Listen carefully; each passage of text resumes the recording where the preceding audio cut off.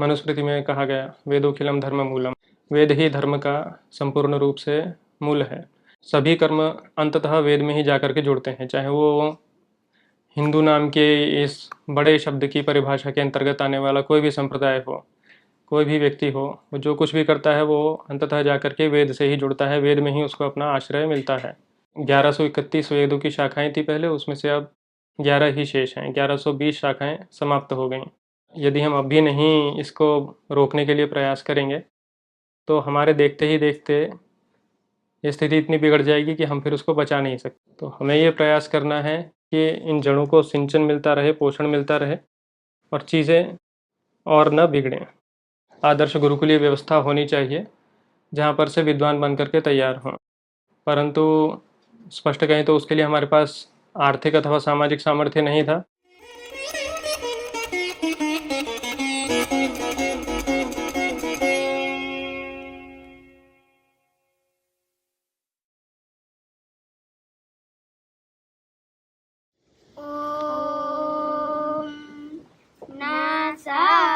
सदासीन्नो सदासि तदानीं शीघ्रजो नो व्योमा परुयत् किमवारिवः कुहकस्य शर्मन्नम्भः किमासीत् गहनं गभीरम् न मृत्युरासीदमृतन्न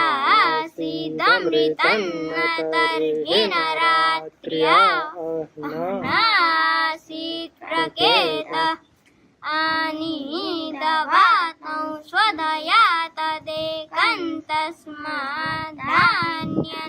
परः किञ्चनास तमासीत्तमसा गूढमग्रे प्रकेतं सलिलं सर्वम इदम्।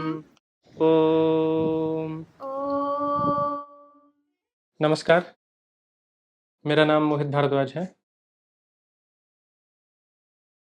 आज हम थोड़ी चर्चा करेंगे। एक तो सामान्य वेद धर्म की जो वर्तमान में अपने देश में स्थिति है उसके बारे में, और उस स्थिति में जो भी कुछ समस्याएं हैं उनके समाधानों को लेकर हम लोगों ने जो प्रयास किए हैं, जो प्रयास कर रहे हैं और जो करना चाहते हैं उनके बारे में।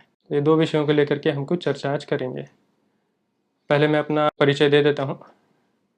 मेरा नाम मोहित भारद्वाज है और मेरा जन्म एक सामान्य मध्यवर्गीय परिवार में हुआ है, और मैंने अध्ययन जैसा सामान्य लोग करते हैं उसी प्रकार से इंजीनियरिंग आदि करके प्रायः 5.5 वर्ष मैंने आईटी इंडस्ट्री में नौकरी भी की है। इंजीनियरिंग के साथ ही मैंने शुक्ल यजुर्वेद का पूर्ण अध्ययन भी किया और उसके पहले ही संस्कृत भाषा का अध्ययन भी किया था। साथ में अन्य भी विषयों का, श्रौत सूत्र आदि विषयों का भी मैंने अध्ययन किया है। ये सब अध्ययन आदि करते समय ऐसा मन में विचार हुआ और देश थोड़ा सा घूमा, तो उसके साथ में ये विचार मन में आया कि यदि हम लोग कुछ विशेष प्रयास नहीं करेंगे तो ये सब परंपराएं हमारे सामने ही नष्ट हो जाएंगी। विशेषकर जिस गति से अभी संसार में परिवर्तन आ रहे हैं, विशेषकर जो भी टेक्नोलॉजी में, प्रौद्योगिकी में जो भी कुछ परिवर्तन और नवीनतम बातें आ रही हैं, उनको देख करके ऐसा लगा कि हमने यदि कोई प्रयास नहीं किया तो ये सब आगे नहीं बचने वाला है। वो सोच करके हम लोगों ने कुछ प्रयास किए हैं और आगे उन प्रयासों को बढ़ाना चाहते हैं। तो इस सब विषय में हम आज चर्चा करेंगे। सबसे पहले थोड़ी सी संक्षिप्त परिस्थिति देख लेते हैं वेद धर्म के बारे में अभी भारत में कैसा है। तो जैसा मनुस्मृति में कहा गया, वेदोखिलम धर्म मूलम, बहुत सामान्य सा वाक्य है, बहुत लोगों ने सुना भी होगा। वेद ही धर्म का संपूर्ण रूप से मूल है।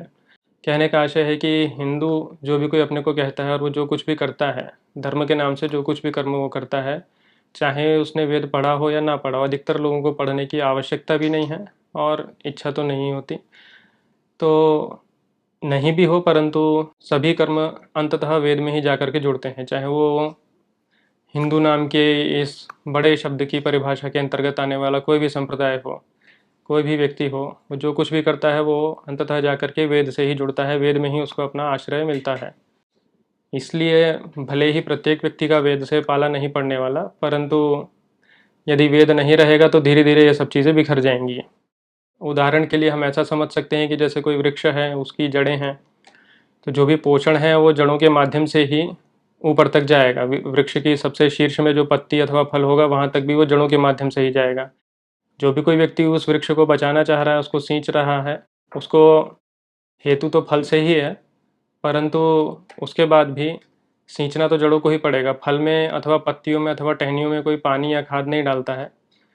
तो जड़ें यदि सुरक्षित रहेंगी तो वृक्ष अपने आप आगे और पल्लवित होगा और समाज के लिए फल देगा। हमारा ब्राह्मणों का काम उन जीवों के जैसा है जो जड़ों में रहते हैं और उस पानी को अथवा मिट्टी से मिलने वाले पोषण को और सूक्ष्म रूप में परिवर्तित करके वृक्ष के लिए उपलब्ध करवाते हैं। बदले में समाज से हमें समर्थन मिलता है, इसलिए हम उस काम को कर पाते हैं। इस प्रकार ये चक्र चल सकता है। परंतु अभी वर्तमान में जो स्थिति है वो ये है कि ये जो हम जिन जड़ों की बात कर रहे हैं बहुत दुर्बल हो चुकी हैं। समय के साथ में बहुत सारे कारणों से धीरे धीरे ऐसा होता गया। किन कारणों से हुआ वो चर्चा बहुत विस्तृत हो जाएगी, तो उसको अभी छोड़ देते हैं। परंतु अंततः हम यहाँ पर पहुँचे हैं कि 1131 वेदों की शाखाएं थी पहले, उसमें से अब 11 ही शेष हैं। 1120 शाखाएं समाप्त हो गईं पिछले 1500 अथवा 2 सहस्र वर्षों में लगभग। धीरे धीरे करके ये स्थिति अभी आ गई है और अभी हम आगे सावधान नहीं रहेंगे तो और इससे भी निम्न स्थिति आएगी। अग्निहोत्री होना बहुत ही सामान्य सी बात माना गया पहले, विशेषकर ब्राह्मणों के लिए। अभी पूरे देश में भी आपको नित्य अग्निहोत्री 20-25 से अधिक नहीं मिलेंगे। अब ये रोचक बात है कि सामान्य हिंदू अग्निहोत्र क्या है वो नहीं जानता है। जो समझता है कि वो जानता है पर वो नहीं जानता है। अग्निहोत्र बिल्कुल ही दूसरी बात है, किसी ने भी प्रायः नहीं देखा होता है। जैसा मैं कह रहा हूँ कि 20 से 25 के आसपास ही शेष हैं, परंतु अग्निहोत्री होना सारे ही हिंदू कर्मकांड का आधार है। हिंदू जो भी अनुष्ठान कर्मकांड जो कुछ भी करते हैं उस सब का आधार है कोई व्यक्ति अग्निहोत्री होना चाहिए। ये बातें इतनी लुप्त हो गई हैं कि इनको चर्चा करना यदि आरंभ करें तो समाप्त नहीं होने वाला।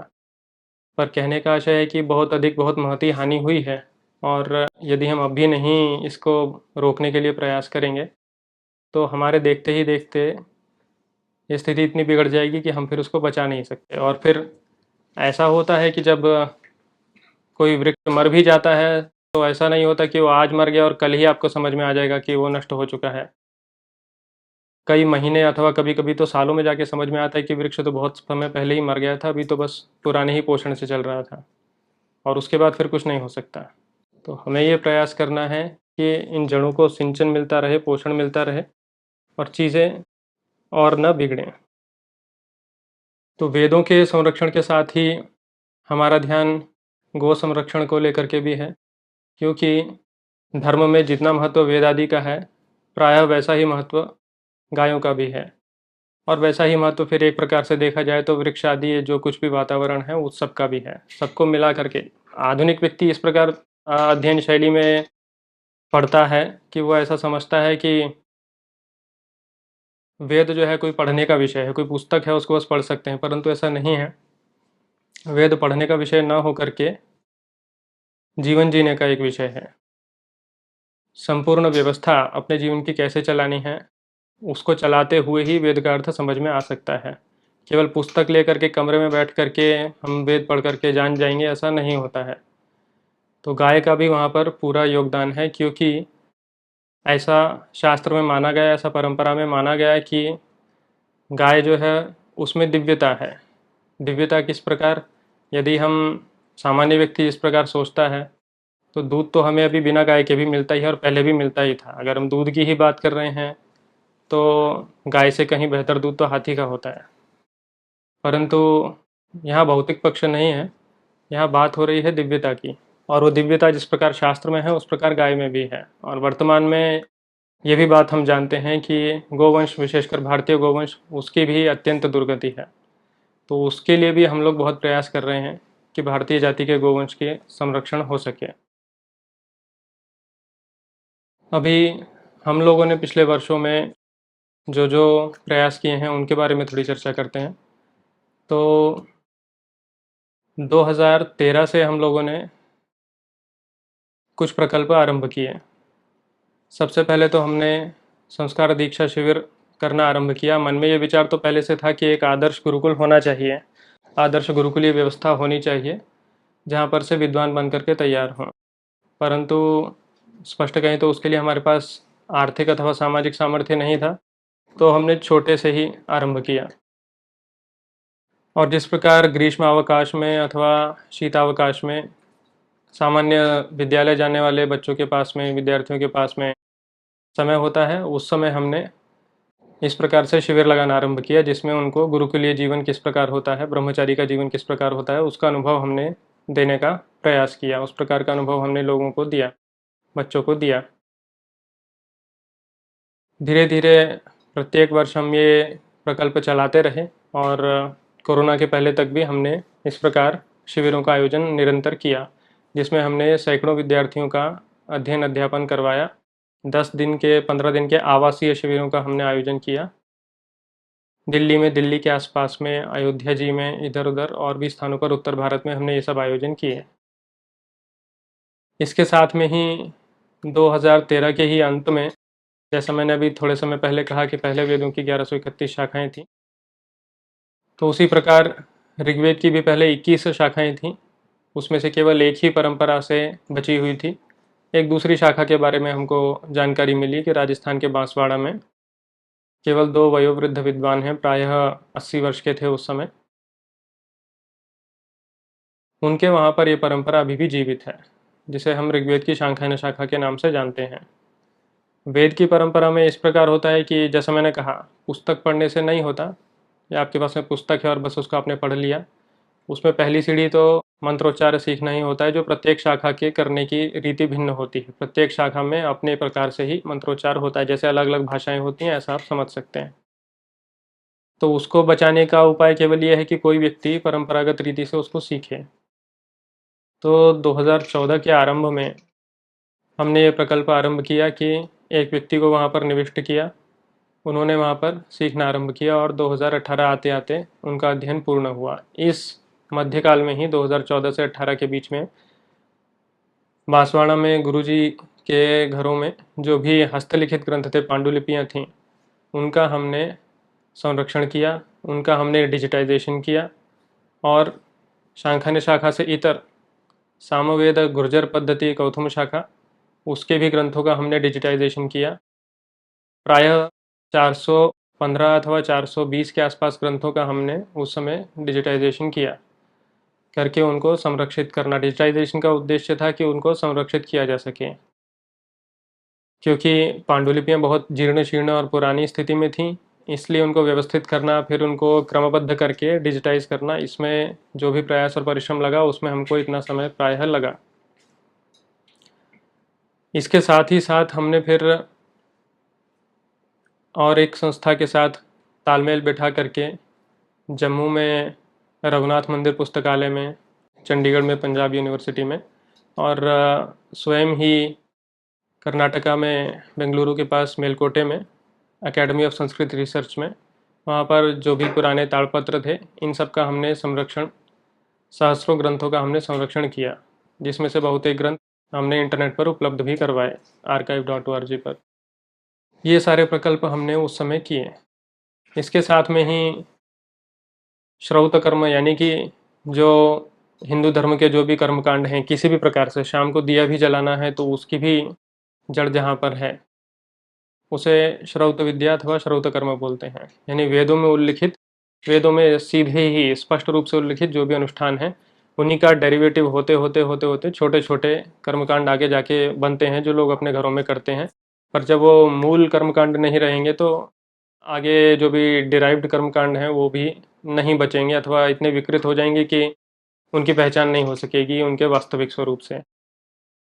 तो जैसा मैंने पहले भी कहा, 20-25 के आसपास ही नित्याग्निहोत्री अभी भारत में हैं, तो उनकी सहायता से, उनमें से कुछ लोगों की सहायता से हमने श्रौत कर्मकांड का उत्तर भारत में समय समय पर भिन्न भिन्न स्थानों पर आयोजन करवाया। रोचक बात यह है कि वस्तुतः वैदिक सभ्यता की मूल जन्मभूमि यही उत्तर भारत ही है, परंतु समय के साथ में ऐसा हुआ कि अभी पूरे उत्तर भारत में काशी के बाहर प्रायः कहीं कुछ भी ऐसा नहीं मिलेगा जिसको आप ये बोल सकते हैं, जिसके लिए हम लोग ये बात छाती ठोक कर बोलते हैं कि ये वेद की परंपरा बहुत लंबे समय से चल रही है, पता नहीं कब से चल रही है और अनवरत, बिना टूटे, अनविच्छिन्न रूप से चल रही है। दक्षिण भारत में फिर भी बहुत लोग मिल जाएंगे, पर उत्तर भारत में बिल्कुल भी नहीं है, और ये बड़े दुख की बात है। तो उत्तर भारत में ये सब विषय फिर से स्थापित हों, इस प्रयास के लिए हमने वेद पारायणों का आयोजन किया, श्रौत अनुष्ठानों का आयोजन किया। ये सब प्रयास हमने इस कालखंड में गुरुकुल के आरंभ होने से पहले 2019 से पहले तक हमने इन सब बातों का आयोजन किया समय समय पर। गुरुकुल के लिए जो भी कुछ आर्थिक और सामाजिक सामर्थ्य जुटाना था उसमें प्रयास करते रहे, परंतु कोई विशेष प्रगति नहीं हुई। तो 2019 में हमने एक छोटा सा गुरुकुल बागपत में उत्तर प्रदेश में आरंभ किया। 2019 के श्रावण में 12 विद्यार्थियों के साथ में हमने एक गुरुकुल का आरंभ किया। तो व्यवस्था बहुत कुछ नहीं थी हमारे पास में। अगर फिर भी मैं थोड़ा सा उल्लेख इस विषय का करूं तो हमारे पास में आरंभ में बस एक ही 15 फुट बाय 15 फुट का कमरा था, उसी में रसोई भी थी, उसी में सब कुछ ही था, कार्यालय वगैरह सब कुछ ही वही था। साथ साथ में हम बनाते रहे जैसे जैसे भी आर्थिक सहयोग मिलता रहा। और पिछले वर्ष ही कुछ महीने पहले ही 6-7 महीने पहले ही हम लगभग पूर्णतया ये सब काम निर्माण संबंधित काम पूरा कर पाए हैं। गुरुकुल इस समय चल ही रहा था, विद्यार्थियों का अध्ययन इस समय चल ही रहा था, और आधुनिक अध्ययन तथा वेद का अध्ययन दोनों हमने साथ में चलाए रखा। वेद के अध्ययन में हमारे विद्यार्थी बहुत अच्छी प्रकार से प्रवीण हुए, और उन्होंने पिछले वर्ष जब हमने आज्ञाधान किया, माने वही जो मैं श्रौत अनुष्ठान की बात कर रहा था, जो पर्याप्त जटिल अनुष्ठान होते हैं, उनका हमने आयोजन किया था स्वयं के ही विद्यार्थियों के साथ में, और भारत भर से विद्वानों ने वहाँ पहुँच करके आशीर्वाद दिया। उन्होंने देखा कि हमारे विद्यार्थियों ने किस प्रकार ये सब अनुष्ठान संपन्न किए। साथ में ही इन्हीं विद्यार्थियों ने, इनमें से ही जो वरिष्ठ विद्यार्थी थे, 4 विद्यार्थियों ने 10वीं की परीक्षा दी अंग्रेजी माध्यम से, सीबीएसई के ही सिलेबस से, एनसीईआरटी से ही, और उस परीक्षा में अच्छे अंक प्राप्त किए। आगे 12वीं आदि भी करेंगे। तो आधुनिक विद्या और पुरानी विद्या दोनों को साथ में चलाने का हमारा उद्देश्य ये है कि एक बहुत बड़ी समस्या होती है, यदि आप नहीं जानते हैं संसार में चल क्या रहा है, किस प्रकार सब चीज़ें काम कर रही हैं, तो आप अपने विषय को, पारंपरिक विषय को भी अच्छे से सबके सामने प्रस्तुत नहीं कर सकते। इसलिए हमने सदा से ये आग्रह रखा कि पारंपरिक अध्ययन के साथ में आधुनिक अध्ययन को भी कराया जाए। ये रही बागपत गुरुकुल की स्थिति। बहुत वर्षों तक प्रयास करने के पश्चात किन्हीं सज्जनों की सहायता से हमने अंततः सोनीपत में, हरियाणा में प्रायः 5.5 एकड़ के आसपास भूमि अधिग्रहित की। वर्तमान में वहाँ भी हमने गुरुकुल आरंभ किया है, और अभी निर्माण कार्य सोनीपत में चल ही रहा है। प्रायः ऐसा देखा जाता है गुरुकुलों में कि जो विद्यार्थी हैं उनके अंदर एक प्रकार की हीन भावना, जिसको बोल सकते हैं, वो हो जाती है। उसका कारण यही होता है कि उनको आधुनिक संसार का कुछ विशेष पता नहीं होता, तथा स्पष्ट बात करें तो आर्थिक रूप से भी उतने संपन्न परिवारों से नहीं आते हैं। उसको दूर करने के लिए भी आवश्यक है कि उनको आधुनिक विषयों की जानकारी रहे, उनके मन में ऐसी बात न रहे कि उन्हें पता नहीं है संसार में चल क्या रहा है। ऐसा होने पर ही उनके अंदर इतना आत्मविश्वास आएगा कि वे अपनी बात को दूसरों के सामने दृढ़तापूर्वक रख सकेंगे। इस विचार के साथ में हम ये 2 गुरुकुलों को चला रहे हैं। सोनीपत में अभी निर्माण कार्य प्रगति में ही है, परंतु कुछ निर्माण हो गया है जिससे कि गुरुकुल चलाया जा सके। साथ में ही 2019 में ही हमने गौशाला का भी आरंभ किया था। अभी हमारे पास में प्रायः 30 के आसपास गौवंश है, 30 से अधिक ही है। तो गायों को हम अपने पास ही स्वच्छंद रूप से सदा से रखते आए हैं। कभी हमने गायों को बांधा नहीं, कभी उनका किसी भी प्रकार से शोषण नहीं किया। उनके जो भी वत्स हुए, चाहे स्त्री हो या पुरुष, उनको भी हम रखते हैं अपने पास में। और हमारा ये प्रयास है कि देशी जाति के गोवंश की वृद्धि हो।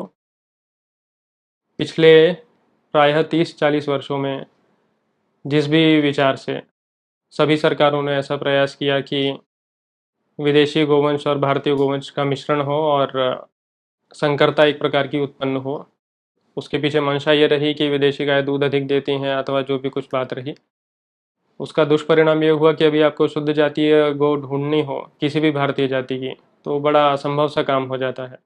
बहुत अधिक परिश्रम और बहुत अधिक स्थानों पर जाने के बाद कहीं कहीं कुछ कुछ रक्त परंपराओं से प्राप्त गाय आपको मिल सकती है जो शुद्ध जाति की हो। तो हमने वो सारा प्रयास दे करके अपने पास में 4 जातियों की, हरियाणवी, राठी, साहिवाल और थारपारकर, 4 जातियों के गोवंश को हम पाल रहे हैं। ये गौशाला की स्थिति है। गुरुकुल की स्थिति मैं आपको बता ही चुका हूँ। अभी हमारे पास में 15 विद्यार्थी सोनीपत में हैं और बागपत में भी कुछ विद्यार्थी हैं। कुछ विद्यार्थी अभी आना आरंभ हुए हैं। दोनों स्थानों पर मिला करके हम चारों वेदों का अध्ययन अध्यापन करवा रहे हैं और हमारा ऐसा प्रयास है कि आने वाले समय में जब हमारा सामर्थ्य हो तो सभी 11 शाखाओं का भी हम अध्यापन अध्ययन अपने गुरुकुलों में करवाएं। जब हम बांसवाड़ा में पांडुलिपियों को लेकर के काम कर रहे थे तो हमारे सामने एक बड़ा ही रोचक श्लोक आया जो एक ऋग्वेद की पांडुलिपि में किसी लिपिकार ने, किसी लिपिक ने लिखा हुआ था। और श्लोक इस प्रकार था, भग्न पृष्ठ कटिग्रीवो बंधम मुष्टिरधो मुख कष्टेन लिखितम ग्रंथम यजनेन परिपालयेत। आशय ये हुआ कि जीवन भर ये सब अध्ययन अध्यापन करते करते मेरी कमर टूट गई है, मेरी गर्दन बहुत झुक गई है जैसे कि कमर में लगती हो, और मेरी उंगलियां भी ठीक से नहीं खुलती हैं। मैंने बहुत कष्ट से इस ग्रंथ को लिखा है, इसको ग्रंथ की पालना यज्ञ करके की जाए। पालना माने उसको संभाल के रखना, उसको आगे बढ़ाना, इस प्रकार की बात।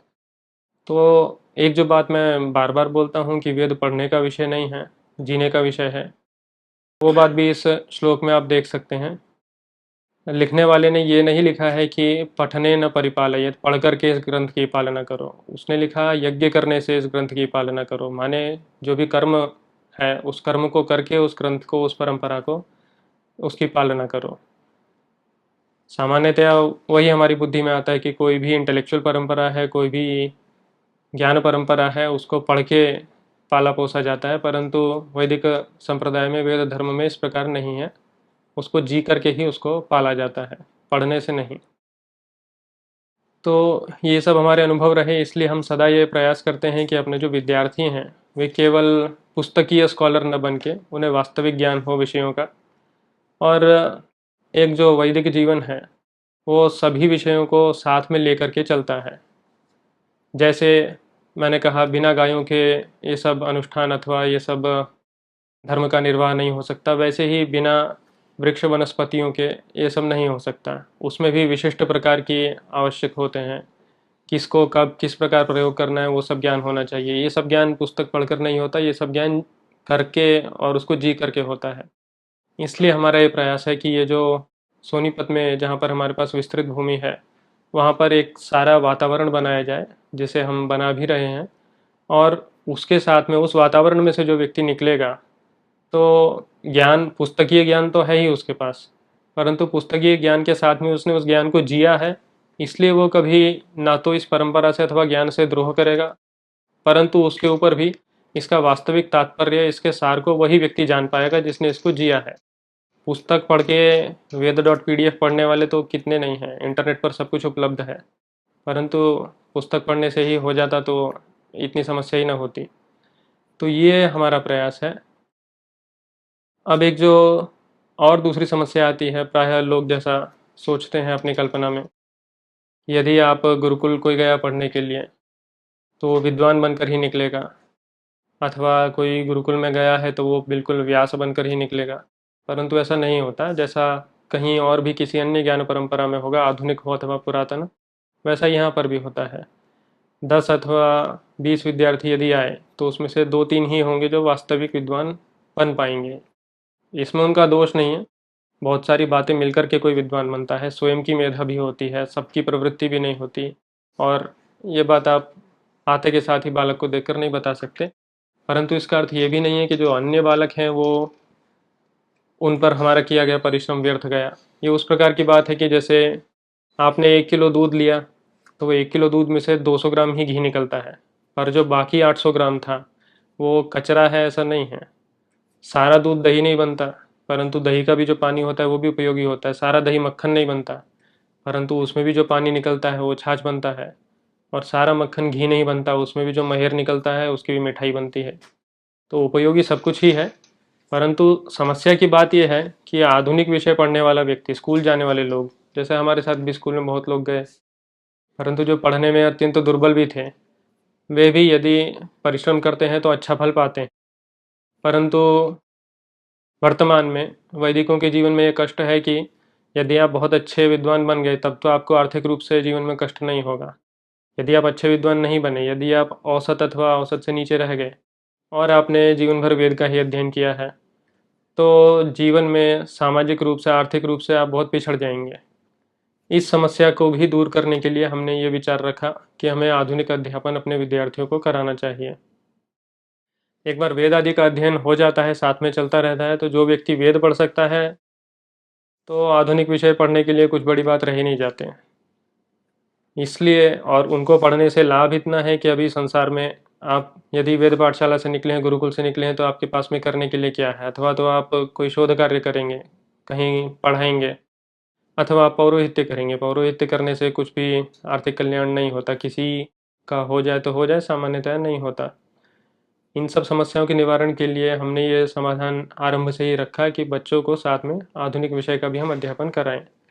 तो ये सारी रूपरेखा को लेकर के हम चल रहे हैं अभी, और ये हमारे गुरुकुल की स्थिति है। अभी आगे गुरुकुल का, सोनीपत में जो गुरुकुल का निर्माण अभी हो रहा है, उसमें लगभग 5 सहस्र वर्ग फुट में हमने छत डाल करके गुरुकुल तो आरंभ किया है, परंतु आगे अभी बहुत कुछ कार्य करने की आवश्यकता है। वो सभी कार्य करने के लिए बहुत कुछ धनराशि की भी आवश्यकता है।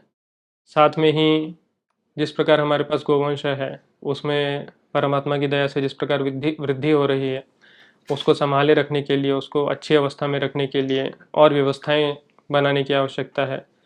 ये सब करने के लिए जिस प्रकार से आज तक भी हमने जो कुछ किया, उसके लिए हम कुछ विशिष्ट लोगों के भी और सामान्य हिंदू समाज के भी विशेष रूप से आभारी हैं, कृतज्ञ हैं। उसी प्रकार से हमें आगे भी आप लोगों के सहयोग की अपेक्षा रहेगी। और यदि हम इन सब प्रश्नों से जितना शीघ्र हो सके ऊपर उठ पाएँ। कौन से प्रश्न? तो यही अर्थ विषय के प्रश्न, माने धनराशि के विषय के प्रश्न। इनकी व्यवस्था करने में बहुत समय नष्ट होता है। यदि हम इन विषयों से निकल पाएँ और अपने मुख्य काम पर अधिक ध्यान दे पाएँ, तो हम समाज के प्रति जो हमारा कर्तव्य बनता है, जो हमें समाज को वापस करके देना है, उसको हम और अच्छे से कर पाएंगे और बड़ी मात्रा में भी कर पाएंगे। इसलिए आप लोगों से अपेक्षा है कि आप इस सब विषय को समझें। आपके कोई भी प्रश्न हो तो आप हमें ईमेल पर अथवा अन्य माध्यमों से इंगित कर सकते हैं। हम समाधान करने का अवश्य प्रयास करेंगे। आप गुरुकुल आकर के भी कुछ देखना चाहें, समझना चाहें, तो उसके लिए भी हम प्रस्तुत हैं। ये हमारा सब विषय है। आपने इतना सुना, उसके लिए आप सभी का बहुत बहुत धन्यवाद। मोहित जी, मेरे कुछ प्रश्न हैं। आपने एक अग्निहोत्री का मेंशन किया। ये अग्निहोत्री क्या है? जो इसको थोड़ा एक्सप्लेन करेंगे हमें कि ये क्या है? टर्मिनोलॉजी जो हम यूज कर रहे हैं, ये किस पर्सन के लिए यूज होती है? इसका क्या इम्पोर्टेंस है आपके पूरे इस सिनेरियो में? जी जी। क्या आप अग्निहोत्री क्रिएट करने की कोशिश कर रहे हैं अपने प्रोजेक्ट के थ्रू, या जस्ट होलिस्टिकली डेवलप्ड इंडिविजुअल्स जो कि वेद की तरफ थोड़े इंक्लाइंड हो? देखिए, इस प्रकार का विचार है अपनी शास्त्र परंपरा में कि बहुत पुराने समय में, जिसको सामान्यतः प्रत्येक हिंदू जानता है, सतयुग जिसको बोल देते हैं, उस समय प्रायः लोग स्वयं से ही पवित्र थे अथवा उनको परमात्मा आदि का ज्ञान था, ऐसा हमारी मान्यता है। समय के साथ में जैसा जैसा संसार बढ़ा तो चीज़ें परिवर्तित होती गईं और लोगों को थोड़ा सा अनुशासित करने की भी आवश्यकता पड़ी, कोई बताने वाले की आवश्यकता पड़ी। तो इस प्रकार से धीरे धीरे करके कर्मकांड का विकास हुआ। तो ऐसा माना जाता है, जैसा ऋग्वेद का पहला सूक्त भी सभी जानते ही हैं, अग्नि आदि की उपासना उसमें है। अग्नि की उपासना ये हिंदुओं की प्रमुख बातों में से एक है। तो ऐसा विचार हुआ कि कुछ कुछ अनुष्ठान हैं, उनको हमें इस प्रकार से इस नियम पर करना चाहिए। उन अनुष्ठानों में योग्यता प्राप्त करने के लिए क्या क्या आपके प्री रिक्विजिट्स हैं, उनकी एक प्रकार से सूची हो गई कि आपको वेद पढ़ा होना चाहिए, आपको ये आचार नियम पालने का अभ्यास होना चाहिए, शरीर को थोड़ा कष्ट देना होना चाहिए, ये सब बातें होनी चाहिए। तो उसी में ही अग्निहोत्री का विचार है, नित्य अग्निहोत्री का। नित्य शब्द से आशय है कि वो अग्नि सदा रहता है। जैसा विवाह करते हैं तो विवाह अग्नि में ही होता है, तो विवाह के बाद आधान माने अग्नि को ला करके रखा जाता है, उस अग्नि को नष्ट नहीं करते। जब तक पति पत्नी दोनों जीवित हैं तब तक वो अग्नि रहता है। दोनों में से एक का देहांत हो जाए तो उसका शमन हो जाता है। तो उस अग्नि को बचा कर रखते हैं और उसमें ही अनुष्ठान करते हैं, उसको बुझाते नहीं हैं, बार बार माचिस की तिल्ली से जलाते नहीं हैं। शमी गर्भ अश्वत्थ की अरणी बना करके, अरणी माने कि लकड़ी से लकड़ी घिसने के लिए जो लकड़ियाँ तैयार करते हैं उसको अरणी बोलते हैं।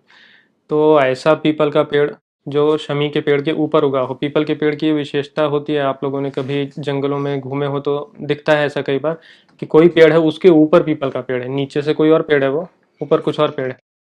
तो शमी के पेड़ के ऊपर जो पीपल का पेड़ हो, ऐसे पेड़ को बहुत शुभ मानते हैं। और उस पेड़ से अरणी बना करके अग्नि उत्पन्न करके फिर उस अग्नि का संरक्षण करते हैं सदा, उसको बुझने नहीं देते। माने ज्वाला नहीं रहती सदा, जब हमने अनुष्ठान किया तो उसको प्रज्वलित किया, अन्यथा उसमें कुछ इस प्रकार का गाय के गोबर का लड्डू जैसा बना करके किसी भी प्रकार से उसको बुझने नहीं देते, संरक्षित रखते हैं। सवेरे शाम अग्निहोत्र होता है गाय के दूध से, घी से नहीं, दूध ही उसमें मुख्य है। गाय के दूध से अग्निहोत्र करते हैं। ऐसे अग्निहोत्री व्यक्ति के लिए, नित्य अग्निहोत्री व्यक्ति के लिए और भी बहुत सारे आचार नियम लागू होते हैं जिनका उसे पालन करना होता है, और अनुष्ठान लागू होते हैं। जैसे कि प्रत्येक पूर्णिमा अमावस्या के अगले दिन इष्टि करनी होती है। ऐसा व्यक्ति संसार में चाहेगा भी तो बहुत अच्छे से नहीं जा सकता। उसका मुख्य काम अपनी आध्यात्मिक उन्नति करना और अन्य लोगों का मार्गदर्शन करना, सांसारिक विषयों में कम से कम पढ़ना, परिवार होते हुए भी। ऐसा वो व्यक्ति व्यवस्था के कारण ही विवश हो जाता है और फिर बाद में स्वयं भी उसकी वही प्रवृत्ति बनती है। तो इस प्रकार ये परंपरा चलती है। इसको बोलते हैं नित्याग्निहोत्री होना। तो ये अग्निहोत्र में भी ऐसा नहीं होता कि बस एक ही कुंड है, उसमें बस दूध डाले जा रहे हैं, घी डाले जा रहे हैं और बस हो गया। ये बहुत इलेबोरेट प्रोसेस होता है और देखने से ही बहुत बेहतर समझ में आता है। 3 अथवा 5 प्रकार की अग्नियाँ होती हैं, अलग अलग आकार के कुंड होते हैं। और फिर जो अनुष्ठान भी किया जाता है तो जैसा मैंने कहा, एक स्थान पर बैठ कर नहीं करते, कुछ प्रत्येक क्रिया उसमें मंत्रपूर्वक होती है। यदि आपने हाथ में दूध अथवा घी जो कुछ भी वो भी लिया, वो भी मंत्रपूर्वक होता है। आप यहाँ से उठ करके वहाँ गए, उसमें भी मंत्र बोला जाता है। तो एक बहुत ज़्यादा डिटेल्ड प्रोसेस होता है और इसको हम नित्याग्निहोत्र करना बोलते हैं। तो ये प्रत्येक व्यक्ति के लिए करना संभव भी नहीं है, आवश्यक भी नहीं है, परंतु ऐसे कुछ लोग तो रहने ही चाहिए, क्योंकि जैसा मैंने कहा यही सब चीज़ की जड़ है। अगर यही नहीं रहेगा तो वही वाली बात है कि चाइनीज़ विस्पर्स का सा खेल हो जाएगा, जो बहुत प्रकार से हो भी चुका है अभी। तो बात कहाँ से चली थी और पहुँच कहाँ गई। तो ये जड़ हमें किसी प्रकार बचा के रखनी है। तो हम अपने प्रकल्पों के माध्यम से ये तो चाहते ही हैं कि नित्याग्निहोत्रियों की संख्या बढ़े। और गुरुकुल के पहले भी हमने प्रयास ही किया कि जो भी नित्याग्निहोत्री हैं उनको बुला करके, उनकी सहायता से अनुष्ठान आदि करके उनको भी पोषण मिले। और पिछले वर्ष जैसा मैंने कहा, हमने आधान किया माने कि अग्नि को ला करके रखा, ऐसा आशय है उसका। तो मैं भी नित्याग्निहोत्री बना इसी विचार से कि विद्यार्थी सीखें। वेद के जैसे 6 अंग हैं तो वो सभी आपस में तालमेल में काम करते हैं, और वो तालमेल तभी बैठता है, जैसा मैं बार बार कह ही रहा हूँ, कि जब आप उस जीवन को जीते हैं। आप पुस्तक में पढ़ करके नहीं हो सकता। जैसे वेद के अंग में इस प्रकार बोला गया, कल्प में ईशेत्वा छिन्नति पर्णशाखाम छिन्नति, माने पलाश की शाखा को काटता है। तो पुस्तक में पढ़ने से वो नहीं कट रही है, आपको सच में काटनी पड़ेगी तब वो कटेगी, और तभी आपको वो सब करने का अभ्यास बनेगा। तो ये हमारा प्रयास है कि अग्निहोत्रियों की संख्या भी बढ़े। साथ में जो आपने दूसरी बात कही कि जिन लोगों का झुकाव हो वेद की ओर, वे लोग ये सब बातें सीखें, ऐसे लोग बने, तो ये भी हमारा प्रयास है ही। जैसे हमने जो शिविरों का आयोजन किया था, तब हमारे पास उतना ही आर्थिक और सामाजिक सामर्थ्य था। तो शिविरों का आयोजन इसी विचार से किया, 10 दिन में तो कोई विद्वान बनता नहीं है, पर उसके मन में ये एक बीज हुआ, कुछ अच्छी स्मृतियाँ उसके मन में धर्म को लेकर के, इन सब बातों को लेकर के डली, और फिर बड़ा होगा धीरे धीरे समय के साथ में, तो अपने आप से भी स्वयं की भी उसकी कुछ प्रवृत्ति होगी। जैसे मैंने एक बार ट्वीट भी किया था, एक विद्यार्थी था, उसको हमने 2013 के पहले ही शिविर में था वो, तो अभी वो दिल्ली यूनिवर्सिटी में हंसराज कॉलेज में इकोनॉमिक्स में कुछ कर रहा था। कुछ वर्ष पहले उसने अपना फ़ोटो भेजा। तो ऐसा कोई वो विद्वान तो नहीं बन गया, पर आज भी उसने शिखा रखी हुई है, उसने वही फ़ोटो अपना वही बताने के लिए कि भले ही वो शर्ट और पैंट पहन करके ही कॉलेज जा रहा है, चलो ठीक है, धोती नहीं भी पहनता तो कम से कम शिखा तो है, तो कुछ तो है। कुछ भी नहीं होने से एक सॉफ्ट कॉर्नर तो कम से कम बना रहेगा। मेरा एक उसी पे एड ऑन सवाल है। आपने बोला कि आप अपने गुरुकुल में 20 से 25 बच्चे अभी आपके हैं। उसमें से आप कह रहे हैं कि हर कोई विद्वान नहीं निकलेगा, सिर्फ एक दो विद्वान निकलेंगे, लेकिन जो बाकी हैं वो भी कुछ ना कुछ करेंगे लाइफ में, राइट? जी। लेकिन आपको नहीं लगता कि आपका सिलेक्शन क्राइटेरिया ऐसा होना चाहिए कि जो लोग इसी फील्ड में जाना चाहते हैं वही आपके गुरुकुल में एंट्री ले? मतलब आप कैसे सेलेक्ट करते हो? बिकॉज अगर आप उसी टाइप के बच्चे लेंगे तो आपका सक्सेस रेट ज्यादा होगा ना। 25 में से कम 20 आपके विद्वान निकलेंगे अगर आप उसी इंक्लिनेशन के बच्चे लेंगे। आप किस तरीके से सेलेक्ट करते हैं कौन आपके गुरुकुल में एडमिशन ले सकता है? देखिए, ले तो कोई भी सकता है, लेने सकने वाली तो बात नहीं है, परंतु एक वास्तविकता है हिंदू समाज की, वो आज से नहीं है, बहुत लंबे समय से है। तो हमारे एक मित्र हैं, एक दूसरी पाठशाला में पढ़ाते हैं, वे ऐसा बोलते हैं कि पुराने समय में लोग भाव से गुरुकुल में आते थे, अभी अभाव से आते हैं। तो क्योंकि अगर हम वैसी बात करें कि हमने जैसे और भी प्रकल्प चलते हैं सब प्रकार के, जैसे उदाहरण ले लीजिए आप, कॉन्वेंट स्कूल्स होते हैं, मिशनरी स्कूल्स होते हैं। ऐसा नहीं है कि आप उन स्कूल में जाएंगे तो आपको क्रिश्चियनी बना देंगे, पर आपको थोड़ा सॉफ्ट सा वो कर देते हैं क्रिश्चियनिटी के प्रति, अथवा उस विचारधारा के प्रति थोड़ा सॉफ्ट कर देते हैं। तो उसका काउंटर अपने लोगों ने बनाया, डीएवी अथवा इस प्रकार की और भी संस्थाएं हैं जो आपको धार्मिक विषयों के प्रति, उनके प्रति थोड़ा झुकाव हो जाता है। आपको सप्ताह में एक बार हवन करवाएंगे, आपकी प्रार्थना में कुछ मंत्रोच्चार वगैरह हो जाएगा, तो आपको थोड़ा सा वो सेट हो जाएगा आपके दिमाग में। आप ठीक है, बहुत ज़्यादा उसके एंटी तो आप नहीं ही जाएंगे, इतना वो कर देते हैं। ये एक चीज़ हो गई। ये करने में अथवा करवाने में माता पिता को भी कोई कष्ट नहीं है। परंतु जब आप बात करते हैं एकदम ओरिजिनल चीज़ की, एकदम कोर चीज़ की आप बात करते हैं, अब आपने बोला कि हमें इसको विद्वान बनाना है, और हमने बोला कि वेद का विषय तो जीने का विषय है। तो शास्त्र में सभी स्थानों पर ये बोला गया कि ब्रह्मचारी को नंगे पैर रहना है। आज के समय में यही बहुत बड़ा विषय है माता पिता के लिए। आप सामान्य हिंदू समाज में जाइए, जो व्यक्ति बहुत संपन्न ना भी हो, आप उससे बोलिए कि अपने बच्चे को नंगे पैर रखो, उनको ऐसा लगेगा पता नहीं सारा दरिद्रता इसी में ही दिखाई देगी क्या। तो ये एक उदाहरण है। इस प्रकार की और बहुत सारी बातें हो जाती हैं ब्रह्मचारी के जीवन में जो माता पिता को भाती नहीं है। ऐसा नहीं है कि वो कोई बहुत बड़ा कष्ट है, खाने पीने को अच्छा मिल रहा है, पहनने ओढ़ने को अच्छा मिल रहा है, सारी व्यवस्था है, पर आपको एक डिसिप्लिन लाइफ जीनी है। प्रायः हिंदू माताओं को अभी क्या चाहिए कि दिन में जब भी बच्चा कुछ भी खाने को मांगे सो खाने को मिलना चाहिए। गुरुकुल में वो नहीं होता। जो आपके आधुनिक रेजिडेंशियल हॉस्टल्स या उस प्रकार के स्कूल्स होते हैं, उनमें फिर भी आपको बहुत प्रकार के आधुनिक चीज़ें खाने पीने को मिल जाती हैं, अथवा बच्चे के मन के अनुसार कई चीज़ें उपलब्ध हो जाती हैं। पैसा दो, वो चीज़ आपको मिल जाती है। पर गुरुकुलों में इस प्रकार नहीं होता। आपको स्वस्थ भोजन मिलेगा, अच्छा भोजन मिलेगा, परंतु वो सात्विक होगा। इस बात से बहुत से माता पिताओं को आपत्ति होती है। ये सब मैं अनुभव लेकर देख चुका हूँ।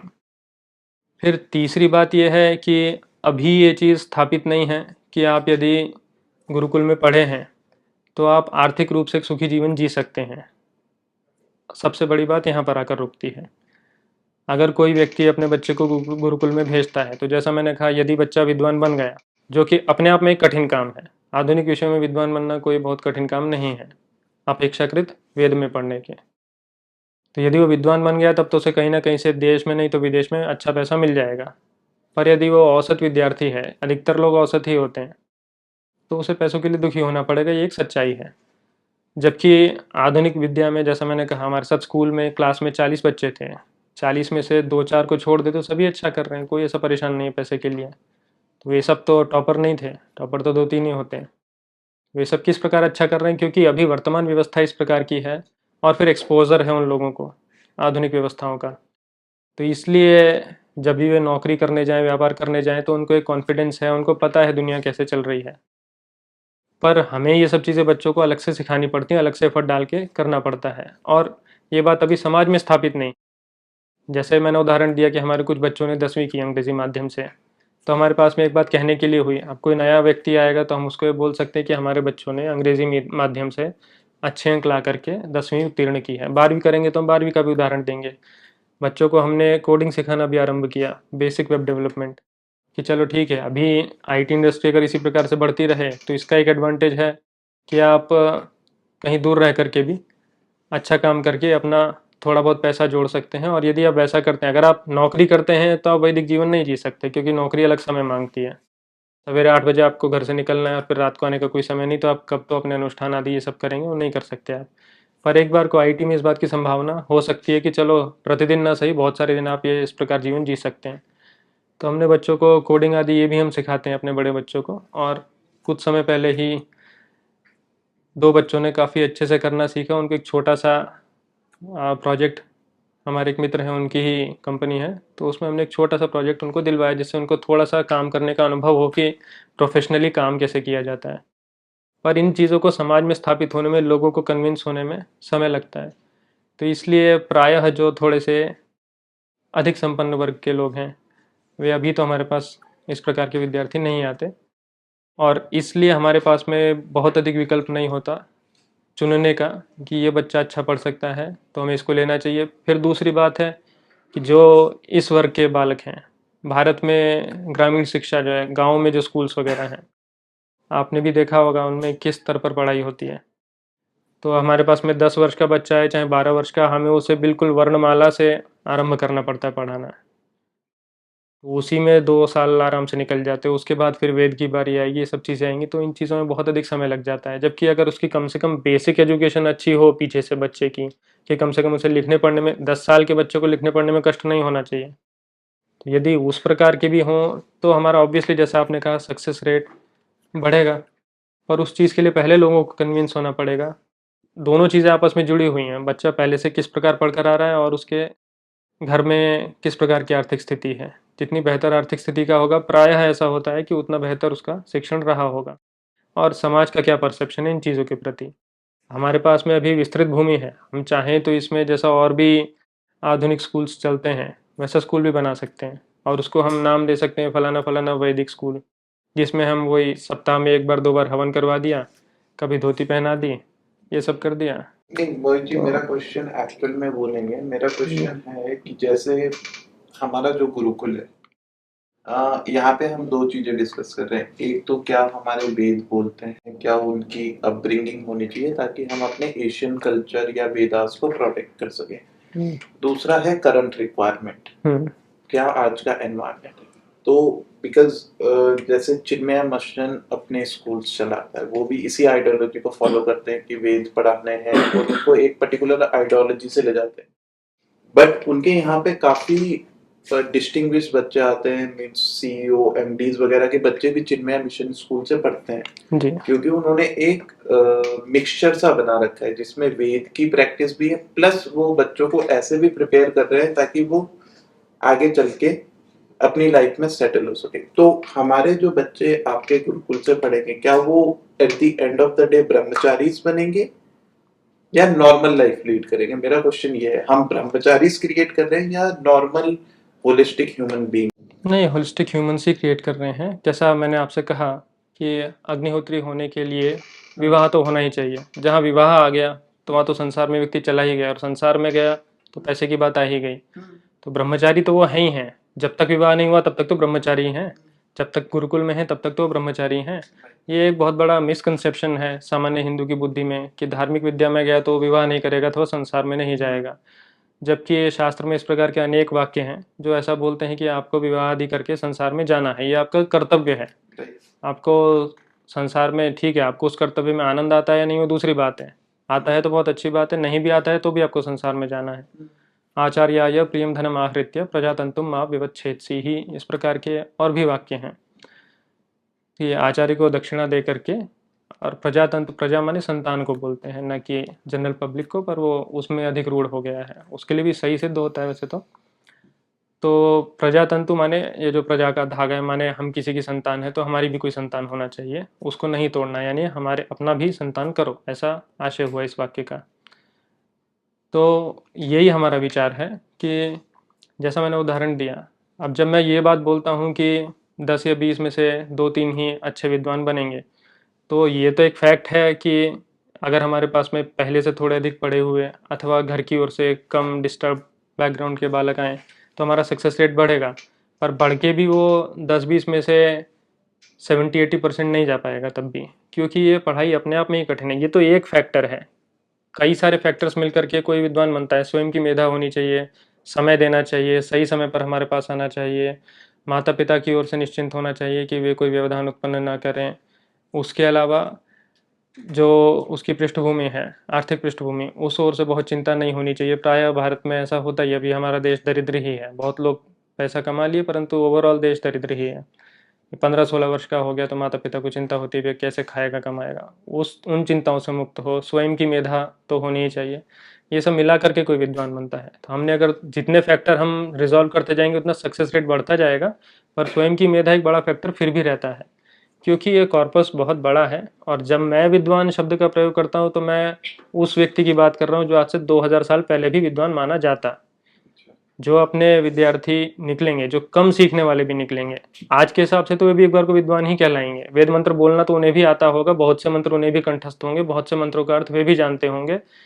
ओवरऑल क्या ये सिस्टम है, क्या ये इकोसिस्टम है, उस सब का परिचय उनको होगा ही, क्योंकि वो उसमें जिए हैं। तो आज के हिसाब से तो वे भी विद्वान ही कहलाएंगे। पर मेरी विद्वान की परिभाषा या मेरा बेंचमार्क आज की दृष्टि में विद्वान कहलाना नहीं है। आपने चिन्मय मिशन का उदाहरण लिया, तो वस्तुतः उन्होंने बहुत अच्छा काम किया ही है, परंतु पहले दिन से ही उनके पास में एमडी और सीईओ के बच्चे आए, ऐसा नहीं हुआ। दूसरी बात यह कि सामर्थ्य ही सामर्थ्य को खींचता है, बड़ी सीधी सी बात है। अगर किसी भी व्यक्ति को उदाहरण ले, कितना भी धर्मनिष्ठ हो, कितना भी धार्मिक हो, वो अगर आकर के ये देखेगा कि अच्छा ये तो 1000 स्क्वायर यार्ड्स के अंदर एक छोटी सी बिल्डिंग है, उसमें भी अभी ये कमी है, तो अपने बच्चे को नहीं छोड़कर जाएगा, चाहे वो कितना भी धार्मिक हो। ये एक फैक्ट है। चाहे खाने पीने की ओर से कोई कष्ट नहीं है, किसी भी प्रकार से कोई कष्ट नहीं है, पर वो ये सोचेगा कि नहीं, इससे और अच्छा कुछ होना चाहिए, इससे अच्छा तो मैं घर में दे सकता हूँ, या ऐसा वो सोच सकता है। तो अंत में बात वही है कि जब अगले व्यक्ति को, जिसका भी किसी का बालक है, अगर उसे दिखेगा कि नहीं ये तो कुछ बहुत बड़ी चीज़ है, तभी वो ये कदम उठाएगा कि अपने बालक को व्यक्ति देख करके ही केवल नहीं हो जाता है। पुराने समय में वो बात थी, अभी तो चलो इंफ्रास्ट्रक्चर हम बना रहे, बिल्डिंग बना रहे, रनिंग वाटर है, इलेक्ट्रिसिटी है, दुनिया भर का तामझाम फिर भी है। ठीक है, केवल एक नंगे पैर रहना तो बात नहीं हुई, पर अन्यथा आपको कहीं कुएं में से पानी नहीं लाना है, आपको कहीं जैसा बिल्कुल ही हम कोर शास्त्र पर ही एकदम जाएं तो आपको हम भिक्षा मांगने के लिए नहीं भेज रहे हैं। तो वो सारी व्यवस्था वहाँ पर है। पर उस सब के बाद भी इतना भी लोगों को बहुत कष्ट जैसा लगता है, उसका हमारे पास में समाधान नहीं है, ना हम उसका कोई समाधान कर सकते। जिसको वही बात कि जंगल में रह करके भी पुराने समय में, जैसे हम ऋषि महर्षियों का वर्णन कहीं भी पढ़ते हैं तो वे जंगल में रहते थे। अभी तो जंगल तो बहुत दूर की बात हो गई, अभी तो एकदम बढ़िया सब व्यवस्था सुविधा सब चाहिए, तभी कोई अपने बालक को छोड़कर आता है, थोड़ा सा भी संपन्न वर्ग का व्यक्ति। तो चिन्मय मिशन के पास में सब व्यवस्था है, उनके पास सामर्थ्य है, हमारे पास नहीं है, बस इतनी सी बात है। जब होगा तो देखेंगे तब एमडी सीईओ कौन आता है। मैं आपसे एक व्यक्तिगत सवाल पूछना चाहूंगा। जैसा कि आपने बताया था कि आप आईटी में जॉब करते थे, मतलब एक जॉब करते हुए अच्छा खासा कमा रहे थे, सब कुछ कर रहे थे। फिर आपकी लाइफ में ऐसा क्या मतलब हुआ, या किसी चीज से प्रभावित हुए जो आप इस लाइन में आए, गुरुकुल की तरफ आकर्षित हुए? मतलब ऐसा क्या आपके साथ हुआ? नहीं, ऐसा कुछ भी नहीं हुआ, और ये प्रश्न प्रायः सभी स्थानों पर पूछा जाता है। लगभग 8-10 जगह पर जाकर के मैं लेक्चर दे चुका हूँ, पर हर जगह ये सवाल हर कोई पूछता ही है। इसका कोई उत्तर ऐसा है नहीं। बहुत सावधानी पूर्वक मैंने इन सब बातों पर विचार किया, बहुत वर्षों तक विचार किया। इतना तो अगर आप सोचने वाले व्यक्ति हैं तो इतना तो 12-14 वर्ष का होते होते थोड़ा स्पष्ट होने लगता है। और ये सामान्यतः ये बातें किसी भी औसतन हिंदू परिवार में आपको देखने में मिल ही जाती हैं, विशेषकर नगर में। इसमें बॉलीवुड का भी पूरा योगदान है, तो आपको बड़ा देख करके खुद ही समझ में आ जाता है, किसी की शिखा है, चुटिया है तो उसका मजाक बनना चाहिए, कोई धोती में है तो उसका मजाक बनना चाहिए। ये बच्चों को बैठा करके कोई माँ बाप नहीं बोलते कि धोती वाले का मजाक उड़ाओ, ऐसा कोई नहीं करता, पर कहीं से तो ये चीज़ आती है। तो अगर कोई सोचने वाला व्यक्ति होगा, 12-14 वर्ष कोई इतनी छोटी आयु भी नहीं होती, बहुत सी चीज़ों के बारे में बहुत से बच्चे सोचते ही हैं। तो मैंने भी सोचा है कि ये सब मतलब क्या ये सही है या नहीं है। इसी प्रकार से विचार कुछ कुछ बुद्धि में चलते रहे। फिर उसके बाद जब लगभग 16-17 वर्ष का हुआ तो फिर पिताजी मेरे आईटी में ही हैं, तो कभी कभी उनके साथ ऑफिस जा करके ऐसे इंटरनेट वगैरह, मतलब पता था इंटरनेट कोई चीज़ होती है। तो 16 वर्ष के आसपास का वो तो घर में भी इंटरनेट आया। तो इंटरनेट के तो असीमित उपयोग हैं, जिस भी दिशा में आप जाना चाहें वो बहुत आगे तक आपको ले जा सकता है। तो वहाँ से अध्ययन आदि आरंभ किया, बातें समझ में आई, क्या विषय है, क्या स्थिति है, ये सब समझ में आया। तो उस समय स्थिति ये थी कि इंजीनियरिंग वगैरह तो करनी पड़ेगी, तो ठीक है वो हम करते रहे साथ में, पर सोचता रहा कि एक्चुअल में क्या करना चाहिए। फिर धीरे धीरे ये विचार बना कि जीवन में आपसे अपेक्षा क्या है, आप धर्म को एक बार को साइड में कर दीजिए। सामान्यतः एक औसत व्यक्ति ठीक है बहुत अधिक प्रेम ना भी करे तो भी थोड़ा तो प्रेम करते ही अपने परिवार से। बहुत अधिक कामनाएं ना भी हो तो भी थोड़ी बहुत तो होती है कि एक अच्छे से मोटरसाइकिल हो, फिर जो मोटरसाइकिल कार हो, कुछ तो हो, कोई लड़की हो, ये सब सामान्य लोग सोचते हैं। तो इन सब बातों के बारे में सोचते सोचते कि चल क्या रहा है, फिर ये विचार बना कि भगवान की दया से हमारे पिताजी को तो आवश्यकता नहीं है कि मैं उन्हें कमा के दूँ, उल्टा मैं उनसे ले सकता हूँ एक बार को। तो ठीक है, सोचा कि थोड़ा रिस्क लिया जा सकता है। तो पढ़ने में मैं सदा वैसे अच्छा ही रहा। 10वीं में अपने ज़िले में दूसरा या तीसरा कुछ स्थान था। फिर 11वीं 12वीं में कभी स्कूल नहीं गया, यही सब पढ़ता रहा, सोचता रहा।